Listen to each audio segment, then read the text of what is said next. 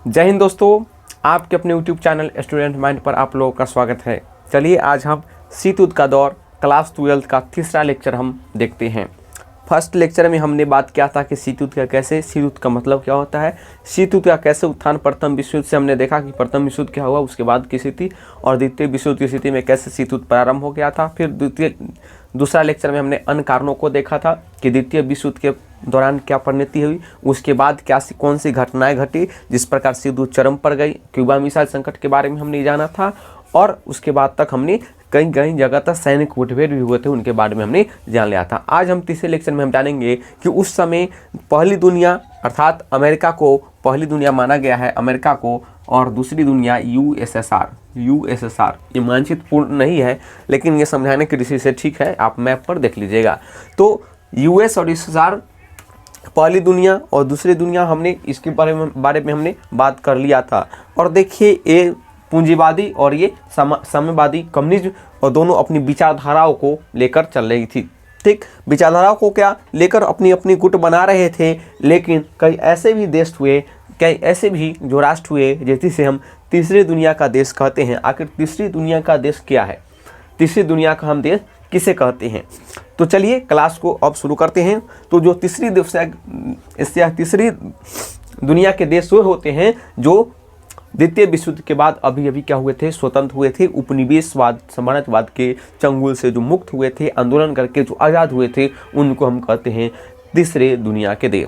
Clear बात समझिए। पहले ऐसे दुनिया के देश हम यूएसओ को कहते हैं जिसको पूंजीवादी विचारधाराओं को, दूसरी दुनिया के हम देश किसको कहते हैं, यूएसएसआर को, सोवियत संघ को हम कहते हैं। क्लियर इतना मानिए। तीसरी दुनिया को देश उस देश को कहते हैं जो उपनिवेशवाद साम्राज्यवाद इत्यादि से जो आज़ाद हुए थे। ये कब, द्वितीय विश्व युद्ध के बाद जो आज़ाद हुए थे, उनको हम तीसरे दुनिया के हम देश कहते हैं। जिसमें आते हैं लैटिन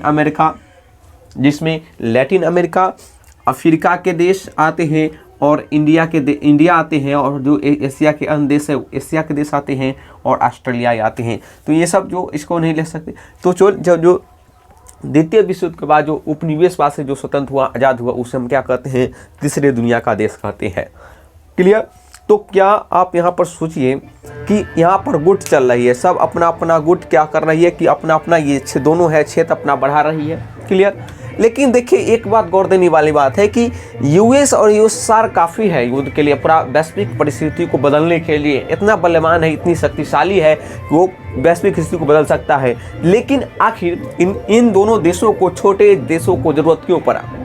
छोटे देशों में वो अपने अड्डा क्यों जमा रहे थे? क्यों?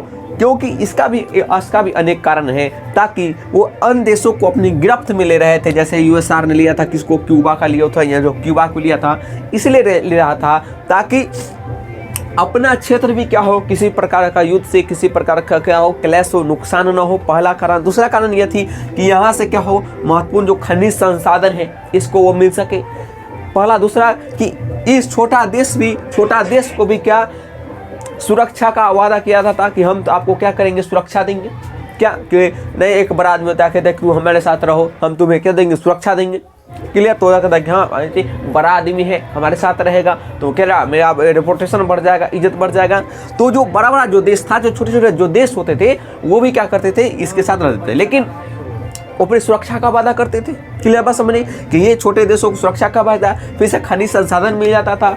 और तो और बड़ी बात, इनका जो अड्डा होता था, सैनिक अड्डा बनाने का भी स्थान मिल जाता था। जिस प्रकार हमने देखा कि यूएसएसआर ने यहाँ पर क्यूबा मिसाइल संकट में क्या लगा दिया था, तोप लगा दिया था, मिसाइलें लगा दिया था किसके विरुद्ध, यूएस के विरुद्ध। क्लियर। तो इस प्रकार क्या होगी, गुट बनाने लगी, इस प्रकार उन्होंने गुट बनाने लगा था। और इसके भी अन्य कारण थे कि सुरक्षा का वादा किया जाता था। क्लियर। सुरक्षा का वादा किया, इससे जाता था, इससे भी खनिज संसाधन मिल जाते थे, सैनिक अड्डे स्थापित करने में सहायता होती थी। अब देखिए कि अब सैनिक यहाँ से युद्ध करने आएगा, मान लीजिए कि सैनिक अब यहाँ से युद्ध करने आएगा अमेरिका पर, तो कितना दिन लगेगा। लेकिन अब ये क्यूबा रहेगा यूएसएसआर का दोस्त, क्यूबा रहेगा यूएसएस को दोस्त, तो अपना सैनिक पहले ही से यहाँ करा जाएगा। लेकिन अगर ये दोस्त नहीं रहेगा तो यहाँ से आने में समय लगेगा, टाइम लगेगा। लेकिन देखिए आराम से यहाँ रहेगा तो यहाँ पर चला गया मिसाइलें, और यहाँ से ज़्यादा इसको नुकसान कर सकता है। ये वाला चीज़ यहाँ से ज़्यादा क्या कर सकता है, जासूसी कर सकता है, क्या अमेरिका में चल रहा है, वो ज़्यादा से ज़्यादा जानकारी देगा। तो इसलिए सैनिक कैडेट तैयार किया जाता था। उससे सुरक्षा का बाद खनिज संसाधन के लिए महत्वपूर्ण होते थे, अन्य कारणों के लिए क्या होते थे, महत्वपूर्ण होते थे। तो ये दोनों क्या गुटबंद चलाते थे, अपनी अपनी विचारधाराओं को भी फैलाते थे। अमेरिका पूंजीवाद को फैला रहा था, ये साम्यवाद को फैला रहा था। इस प्रकार ज़्यादा से ज़्यादा गुट के हो, अपने केंद्र में हो और विश्व पर क्या करे, राज करे। क्लियर। लेकिन दोनों इसी कारण तो दोनों में से तो था। लेकिन ये तीसरी दुनिया के देश जो अभी अभी जो आज़ाद हुए थे, वो देश इन गुटबिंदों से कुछ देश तो इस वजह ले गए, लेकिन कुछ देश जो थे इन, जैसे कि भारत को मान लिया, भारत है, जैसे भारत है, मिस्र है, अफ्रीका के देश है, वो हो गए, फिर लैटिन अमेरिका के देश हो गए। अधिकतर देश इन दोनों गुटों में जाने से क्या कर दिया, मना कर दिया। क्लियर।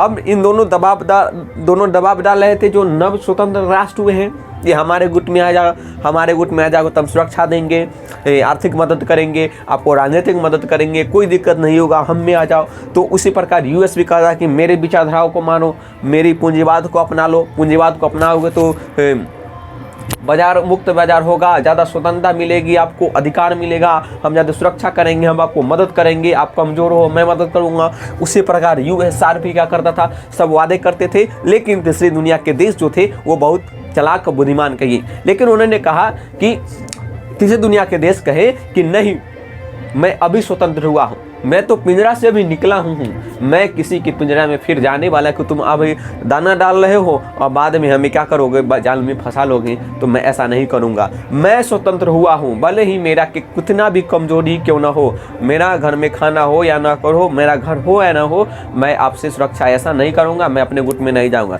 मेरा अपना क्या होगा, विदेश नीति होगा, मैं अपनी देश की आर्थिक अपनी जो संभावना होगा मैं खुद तलाशूंगा, मैं उसका खुद मदद करूंगा, और ना आप ही दुश्मन हो और ना ही मेरा आप दुश्मन हो। क्लियर। ना आप दुश्मन हो ना आप दुश्मन हो, मेरा दोनों ना दुश्मन हो ना दोस्त हो। मेरा अपना देश है, मेरा अपना देश है, मेरा अभी देश अभी आज़ाद हुआ है, मेरा राष्ट्र, उसको मैं विकास के लिए काम करूंगा, उसको सुधार के लिए मैं काम करूंगा, जो कमी है उसको पूरा करूंगा, मैं अपना स्वतंत्र विदेश नीति अपनाऊंगा, मुझे जो विदेश संबंध में जो अच्छा लगे वो काम करूंगा, मैं शांति के समर्थक हूँ। मैं फिर दूसरा बात, उपनिवेशवाद साम्राज्यवाद के विरोधी हूँ। मैं उपनिवेशवाद, साम्राज्यवाद, नस्लवाद, ये विचारधाराओं की लड़ाई मुझे नहीं करनी, मुझे तो अपनी स्वतंत्र विदेश नीति करनी, मुझे अपने देश का विकास करना है। क्या करना है, देश का विकास करना है। और इन्होंने दोनों देशों ने इन गुटों में शामिल होने से क्या कर दिया, तीसरे दुनिया के देश मना कर दिए। क्यों मना कर दिए, अगर एक विचारधारा की दुनिया में अगर अगर यूएस के अगर दोस्त बनते हैं तो इसका सीधा से मतलब क्या हो जाते हैं, दुश्मन हो जाते हैं। सीधी सी बात यह है कि अगर आप हो, अगर दो आपका दोस्त है, दो बलवान है, कहेगा तुम किसके साइड हो, तो आप कहिएगा कि नहीं मैं इसके साइड हूँ, तो क्या दोबारा दूसरा वाला क्या हो जाएगा, आपका दुश्मन हो गया। आप कहिए कि दूसरा वाला मेरा दोस्त है, तो क्या पहला वाला क्या हो जाएगा, दुश्मन हो जाएगा। इसने कहा कि भाई, तीसरी दुनिया के देश ने कहा कि भाई मुझे तो किसी से दुश्मनी नहीं है भाई, ना किसी से दोस्ती है ना किसी से दुश्मनी है, मेरा अपना कमजोरी है, मेरा देश अभी आज़ाद हुआ है, मुझे जो भी आर्थिक पिछड़ेपन है, मुझे अधिकार है, मुझे संविधान है, मैं अपना विकास का काम करूंगा, मैं उपनिवेशवाद, साम्राज्यवाद, जो असमानता है उसको समाप्त करूंगा, मैं अपना स्वतंत्र विदेश नीति अपनाऊंगा, ऐसा काम करूंगा। और किसी अन्य देश में भी अगर ऐसा हो रहा होगा, किसी अन्याय हो रहा होगा, अशांति फैल रही होगी, कहीं पर साम्राज्यवाद, उपनिवेशवाद, नस्लवाद हो रहा है, तो मैं उसका क्या करूँगा, चुप बैठने वाला भी नहीं, वो क्या करूँगा, उसका विरोध करूँगा। क्लियर। तो इस नीति को कहा गया, क्या कहा गया, गुट निरपेक्षता कहा गया। नॉन अलाइनमेंट मूवमेंट नाम के नाम से इसे जाना जाता है। नॉन अलाइनमेंट मूवमेंट अब नाम क्यों दिया गया, क्योंकि ये एक आंदोलन है। क्या है, एक आंदोलन है, ये न कोई आपके तरह संगठन है, ये कोई संगठन नहीं है कि फायदा के लिए किया जाए, ये एक आंदोलन है। किस, तो पूछा गया कि भाई किससे आंदोलन है आपको, तो आंदोलन है में उपनिवेशवाद से, साम्राज्यवाद से, नस्लवाद से, ये विकास से हमें विकास करनी है, स्वतंत्र विदेश नीति अपनाई है, हमें दोनों के गुटों में हमें शामिल नहीं होना है, हमें जो आज़ादी मिला है हमें आज़ादी को नहीं खोना है। क्लियर बात, समझ गए। अब इसे पूछा गया कि भाई गुट निरपेक्षता आखिर है क्या, तो इसकी परिभाषा क्या है। तो अब गुट निरपेक्षता के बारे में हम जानते हैं, नॉन अलाइनमेंट मूवमेंट के बारे में हम जानते हैं। तो कहानी से तो आप समझ गए होंगे कि दो हो गए, पहली दुनिया दूसरी दुनिया, दोनों के अलग विचार है, और तीसरी दुनिया ने उन्होंने क्या, दोनों गुटों में शामिल न होने का निर्णय किया। इसके बारे में हमने आज भी कहानी जाना। क्लियर। अब देख, दो ध्रुवीय दुनिया को चुनौती किससे मिली, तो गुट निरपेक्षता से मिली। किससे चुनौती मिली, गुट निरपेक्षता से मिली। दो विचारधाराओं थी और गुट निरपेक्षता से इनको चुनौती मिली। जब विश्व दो ध्रुवों में बट रहा था तो ऐसे में गुटनिरपेक्षता आंदोलन ने एशिया, अफ्रीका और लैटिन अमेरिका को तीसरा विकल्प चुना। इन तीनों ने क्या किया, एक तीसरा विकल्प चुना कि न हम साम्यवाद की तरह है, न हम पूंजीवाद की तरह है, मेरा अपना विचारधारा है, मेरा देश है, मेरा स्वतंत्र विदेश नीति है, मेरा अलग विकल्प है, वह विकल्प है गुटनिरपेक्षता आंदोलन। क्लियर बात समझ गए। अब इसके जो संस्थापक रहे हैं वो 5 नेता प्रमुख रहे हैं। देखिए, जोसेफ टीटो, उसके बाद नेहरू जी से परिचित होंगे, हमारे सबसे अच्छे प्रधानमंत्री, और उसके बाद नासिर सुकर्नो इंडोनेशिया के, बानी इनुकुरमा, इन 5 नेता इंडोनेशिया के, मिस्र के, अफ्रीका के, इंडोनेशिया के, ये भारत के, ये 5 नेता हुए जो गुटनिरपेक्षता के क्या बने, संस्थापक देश बने। गुटनिरपेक्षता के संस्थापक देश इन्होंने, ये 5 देश बने, ये 5 नेता मिलकर गुटनिरपेक्षताओं के देश बने। इन्होंने एक बैठक 1956 में एक बैठक हुई जिनका नाम से जाना जाता है, नॉन अलाइनमेंट मूवमेंट से जाना जाता है, और इनके ये 5 नेता क्या बने, संस्थापक बने। कब हुआ, 1956 में इसकी बैठक हुई। जब गुटनिरपेक्षता आंदोलन जब हो गए, गुटनिरपेक्ष आंदोलन क्या हो गए, संस्थापक हो गए, इन्होंने देश तीसरे विकल्प की ओर चुना, तो इनका पहला सम्मेलन, गुटनिरपेक्षता आंदोलन का पहला जो सम्मेलन हुआ है वह हुआ है 1961 में। कहाँ हुआ है, बेलग्रेड में हुआ है। कहाँ हुआ है, बेलग्रेड में। तो पहला सम्मेलन 1961 में हुआ है, बेलग्रेड में हुआ है, और उस समय इनके सदस्यों की संख्या कितनी थी, मात्र 25 थे। कितने थे, मात्र 25 देश थे। तो इतने सारे देशों से मात्र 25 थे, लेकिन ऐसा भी नहीं कि 25 रह गए, और इसकी धीरे धीरे संख्या बढ़ती चली गई है। और आज देखें तो आज इसकी संख्या कितनी हो गई है, वर्तमान में अगर बात करें तो वर्तमान में लगभग 120 हो गई होगी, शायद 120 हो गई है, बड़ा होगा कम होगा करेंट की चीज़ है। तो 120 इसकी संख्या हो गई है। तो अब कहिए कि ये आया 1945 के बाद गुटनिरपेक्षता, तो कहिए कि लगभग 75-80 साल में इसकी प्रसन्नता बढ़ी है या कमी, इसका मानदान बढ़ी है कि कमी, बढ़ी। 25 आज क्या है, 125 है, और दुनिया के हर देश गुटनिरपेक्षता को अच्छा मानते हैं।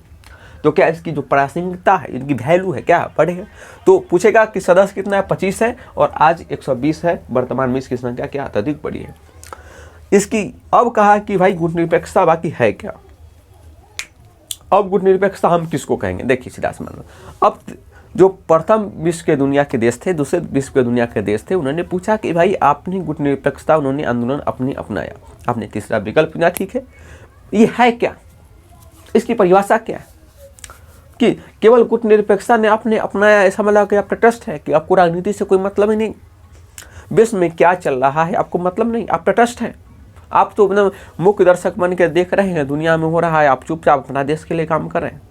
तो कहे नहीं, हमारा जो गुटनिरपेक्षता है वो तटस्थता बिल्कुल नहीं है, तटस्थता बिल्कुल नहीं है कि हम जो कुछ हो रही है हम कुछ देख रहे हैं। जहाँ अगर होगा वहाँ पर मैं संबंध करूँगा, और जहाँ गलत नीति बुझाएगा, जहाँ नैतिकताओं के खिलाफ बुझाएगा, मानवाधिकारों के विपरीत बुझाएगा, वहाँ साम्राज्यवाद, उपनिवेशवाद, ऐसी नस्लवाद चीज़ों से अगर विरोध में होगा तो मैं वहाँ विरोध करूँगा।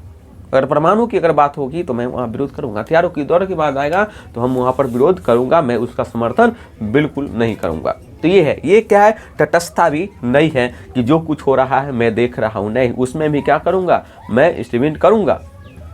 उसके बाद अवसरवाद, क्या गुटनिरपेक्ष अवसरवाद है कि आप ने कहा, ठीक, प्रथम दोनों ने आलोचक ने कहा आपका गुटनिरपेक्षता आंदोलन जो है अवसरवाद है, ये तो मौका परस्ती है, आप तो मौका उठा लेते हैं, आपको जब मदद मिलता है, जो इंडिया को सब देखो तो कहा, आपको जब मौका काम करवाना होता है तो यूएसए से करवा लेते हैं।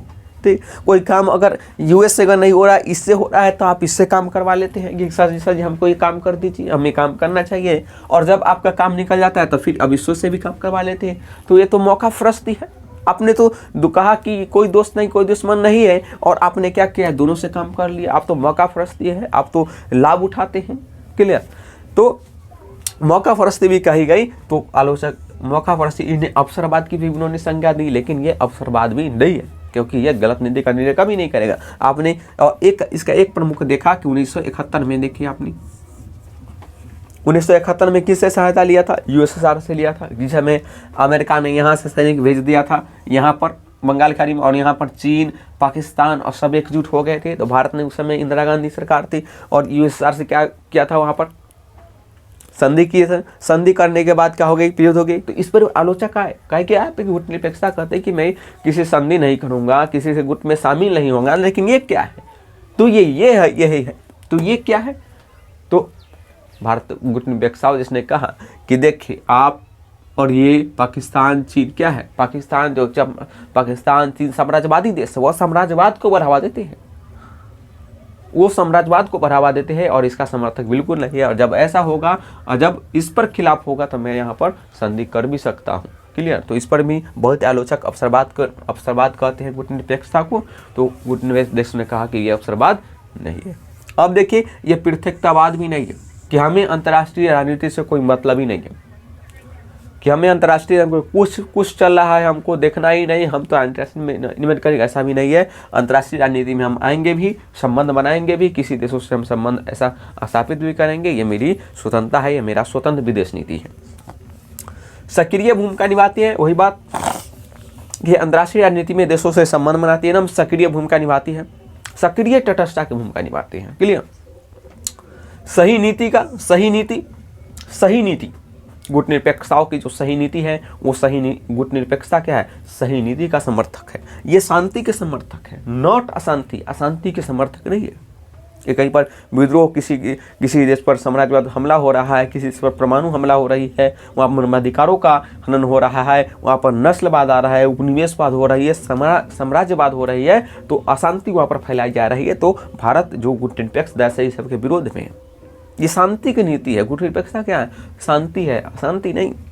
अब देखिए विकास पर, हमारा जो देश है पहले विकास पर, हम अपने विकास को काम करेंगे कि हमारा आपसे कोई दुश्मन, कोई दोस्ती नहीं है, ना कोई दोस्त हो ना दुश्मन हो, लेकिन जब हमसे फायदा होगा, जो काम करना होगा, मैं अपने विकास होगा, मेरा अपने राष्ट्र होगा, मैं अपना विकास के लिए ऐसा काम करूंगा। क्या उसके बाद स्वतंत्र विदेश नीति, मेरा स्वतंत्र विदेश नीति है। क्लियर। जैसे बार हमने देखा कि 1971 में यूएसएसआर से भी संधि किया कि नहीं, लेकिन जब देखे 1991 में देखे तो एलपीजी आया, एलपीजी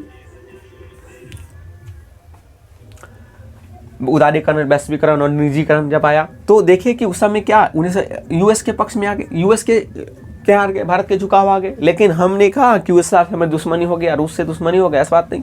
आज भी देखते हैं कि अमेरिका के साथ ज़्यादा हमें लगा हुआ है, ज़्यादा पक्ष पर हम झुके हुए हैं। लेकिन ऐसा बात है कि आज हम कहते हैं कि नहीं, यूएस जो रूस है हमारा दुश्मन है। नहीं, भारत का कोई दोस्त नहीं है। यहाँ सही नीति है, स्वतंत्र विदेश नीति है, अपनी विकास का काम करेंगे। हमें किसी अंतर्राष्ट्रीय अशांति, हमें किसी वैर अगैर में नहीं पड़ना। क्लियर बात हमने जाना। और एलपीजी कब आया था, इस समय वित्त मंत्री कौन थे, इस समय वित्त मंत्री थे, जानते हैं कि मनमोहन सिंह।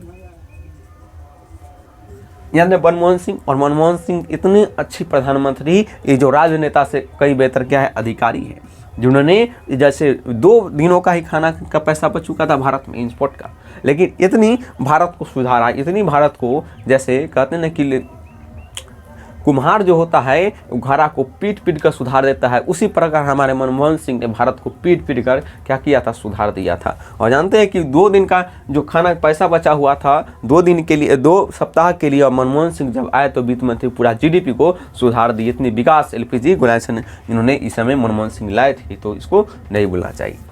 तो मनमोहन सिंह के समय देखते तो इसके प्रति झुकाव आ जाता है, लेकिन हम कहते हैं कि नहीं, इससे दुश्मनी है। नहीं, हमारा गुटनिरपेक्षता क्या है, सही नीति, सही विदेश नीति, शांति के समर्थक है, विकास के, स्वतंत्र विदेश नीतियों के समर्थक है, इत्यादि का ये क्या है, समर्थन है। सैनिक गुट में शामिल नहीं, किसी सैनिक गुट में शामिल नहीं होती गुटनिरपेक्षता। सही गुटनिरपेक्षता सैनिक गुट में शामिल होने की ये नीति नहीं है। अब पूछा गया, तो अब देखिए ये शांति की बात करता है, विकास की बात करता है, स्वतंत्र विदेश नीति की बात करता है। अब पहला देखिए कि अब आलोचक क्या कहते हैं कि 1971 में अपने यूएसएसआर से संधि कर लिया, 1991 में अपने फिर इसके पक्ष में आ गए। क्लियर। तो ये क्या है, ये मौका फरस्ती अवसरवाद है तो नहीं। तो इन्हें कहा कि नहीं, क्योंकि हमने उस समय देखिए नैतिकताओं के खिलाफ है, क्योंकि हमारा इन सब अगर विरोध में था, ये साम्राज्यवादी देश है और मैं साम्राज्यवाद का बिल्कुल विरोध हूँ, तो इससे मुझे संधि करना पड़ा। फिर 1991 में देखिए इसके प्रति आ गए, है कि नहीं। फिर दूसरा बात देखिए अब दूसरा जो आलोचक ये कहते हैं कि देखिए गुटनिरपेक्षता देशों में भी एक मत नहीं है। कई देखते हैं कई गुटनिरपेक्ष देश पूंजीवादी है तो कई साम्यवादी है। जैसे सिंगापुर के देखिए पूरी पूंजीवादी है। अन्य देशों को देखिए, कई देशों को साम्यवादी भी है, तो गुटनिरपेक्षताओं में भिन्नता नहीं है। अब देखिए कई बार युद्ध भी हुए हैं। आप कहते हैं कि शांति के समर्थक, तो बांग्लादेश को आपने विखंडन क्यों करवाया? तो बांग्लादेश को क्योंकि मानवाधिकारों था, बांग्लादेश को विखंडन होना जरूरी था, बांग्लादेश को आपने विखंडन क्यों कराया? ये सब प्रश्न आ जाता है किस पर? गुटनिरपेक्षता पर, गुटनिरपेक्षताओं पर, गुटनिरपेक्षता की प्रासंगिकता पर, है कि नहीं? आप कहते एक पार्टी कहते हैं कि शांति के समर्थक है, फिर भी आपने पाकिस्तान को फिर आप युद्ध किए। तो बहुत सारे जो मामला आ जाते हैं कि आप इससे पर एलपीजी लाए, फिर इसके पक्ष में आ गए, फिर आप जबकि मौका निकलता है आप उसके पक्ष में जाते हैं। तो इस प्रकार का कि इसमें परिभाषा को, तो इस प्रकार हम देखते हैं कि गुटनिरपेक्षता को सही परिभाषा देना, सही परिभाषा आज तक नहीं हो सकी। तो इस प्रकार बयान कहते हैं कि गुटनिरपेक्षता को सही परिभाषा न जानते हुए यह जानिए कि भाई आखिर गुटनिरपेक्षता क्या नहीं है, क्या है गुटनिरपेक्षता को समझ जानिए कि गुटनिरपेक्षता आखिर क्या नहीं है। तो गुटनिरपेक्षता को लगभग इन 5 सिद्धांतों पर आधारित क्या है, गुटनिरपेक्षता के सिद्धांत पर आधारित गुटनिरपेक्षता का सिद्धांत बताया गया है। वो है, पहला है कि किसी भी सैनिक गुट में शामिल न होना। पहला इनके सिद्धांत यह है कि किसी भी सैनिक गुट में शामिल नहीं होना। हमारा यूएस और यूएसआर है, 2 सैनिक गुट अपने विस्तार कर रहा था, लेकिन किसी भी सैनिक गुट में क्या हुआ, शामिल नहीं होना। दूसरी बात है कि अपना स्वतंत्र विदेश नीति अपना स्वतंत्र विदेशी अपना जिससे संबंध बनाना है वो बनाए, इसमें किसी प्रकार का किसी का हस्तक्षेप नहीं होगा।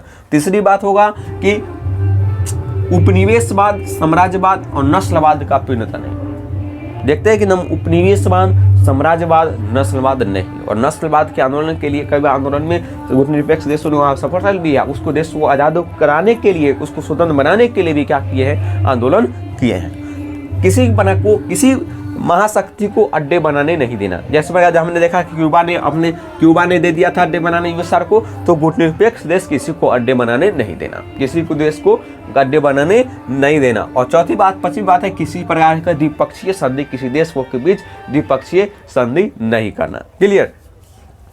तो इस प्रकार इनका जो 5 सिद्धांत नाम का जो गुटनिरपेक्षता का सिद्धांत, ये 5 सिद्धांतों पर आधारित है। तो हमने इस प्रकार जाना कि गुटनिरपेक्षता जो आंदोलन है, तो विश्व युद्ध का जो 2 महाशक्तियों के बीच जो शक्ति थी उसमें गुटनिरपेक्षता क्या बनी, चुनौती बनी। हमने देखा कि उस समय 5 संस्थापक नेता थे और पहली गुटनिरपेक्षता एक आंदोलन कही गई। 5 देश संस्थापक बने। सदस्य संख्या 1961 में सम्मेलन हुए, सदस्य 25 थे, अभी 120 हो गए हैं। तटस्थता, अवसरवाद या पृथकतावाद नहीं है, ये सक्रिय भूमिका निभाती है। गुटनिरपेक्षता हमारे शांति, विकास, स्वतंत्र विदेश नीति, सैनिक गुट में किसी शामिल न होना, ये नीति है। अब इस प्रकार कहा कि इस प्रकार, लेकिन यहाँ पर शामिल भी ली है, युद्ध भी की है, बहुत सारे घटनाओं ऐसे भी घटे, विचारधारा में नहीं था। आलोचक कहते हैं कि गुटनिरपेक्षता आखिर क्या नहीं, ये बताओ। तो गुटनिरपेक्षता की अगर समाज सिद्धांत की बात करें तो गुटनिरपेक्ष सैनिक गुट में शामिल न होना, स्वतंत्र विदेश नीति, द्विपक्षीय संधि, उपनिवेशवाद, साम्राज्यवाद, नस्लवाद का विरोध करना और उसके बाद किसी को सैनिक अड्डा बनाने न देना, ये है गुटनिरपेक्षता आंदोलन। और इसे सबसे बड़ी चुनौती के रूप में आए। हमने देखा कि देखिए गुटनिरपेक्ष आंदोलन का विकास कर पाई, और लेकिन जिन देशों में, और एक बात देखिए कि जिन देशों ने सैनिक अड्डा बनाने दिया, जिन देशों महाशक्तियों के चंगुल में फंस गए, उनकी कितनी बुरी स्थिति हो गई। देखिए आप अफगानिस्तान को देख लीजिए, आप अफगानिस्तान, ईरान को, इत्यादि देशों को देखिए कि कैसी स्थिति उनको हो गई। क्लियर? हमने गुटनिरपेक्षता की चुनौती के बारे में बात की। अब बात करते हैं भारत और शीत युद्ध के बारे में। तो भारत अब विशेष कर देखेंगे भारत और शीत युद्ध के बारे में। तो देखिए भारत और शीत युद्ध के बारे में, भारत और शीत युद्ध के बारे में अब देखते हैं।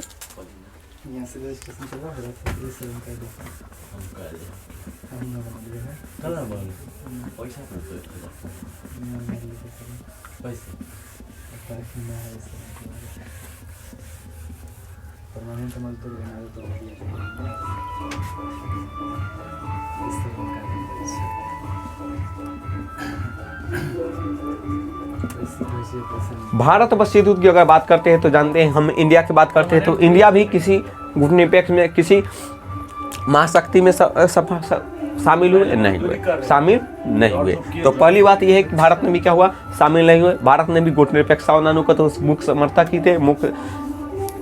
तो इस प्रकार देखते हैं कि भारत की विदेश नीति भी क्या रही, गुटनिरपेक्षता और नाम के समर्थक रहे, और खासकर वहाँ पर नेहरू जी के संस्थापक देश भी थे। उन्होंने ही विकास, स्वतंत्र विदेश नीति इत्यादि आने वाले चुनौतियों को समझा और आने वाली चुनौतियों को गुटनिरपेक्ष आंदोलन से उनको खात्मा भी किया। और आज के देश में आज इस स्थिति में कहा जाता है गुटनिरपेक्षता आखिर है या नहीं है, इसकी प्रासंगिकता पर भी सवाल आता है। तो आज देखिए, आज भी इनकी प्रासंगिकता है और आज भी इनकी संख्या बड़ी है और आज भी प्रासंगिकता बड़ी हुई है। क्लियर। तो गुटनिरपेक्षताओं के बारे में हमने देखा कि भारत भी गुटनिरपेक्षता के समर्थक रहे, इनके बड़े काल भी किए और इनको बढ़ाने के लिए भी प्रयास किए हैं। इनके आलोचक हुए हैं, तो आलोचक में हमने तो पहले बात किया कि आलोचना की बात करते हैं। आलोचना इसकी कुछ ने क्या है,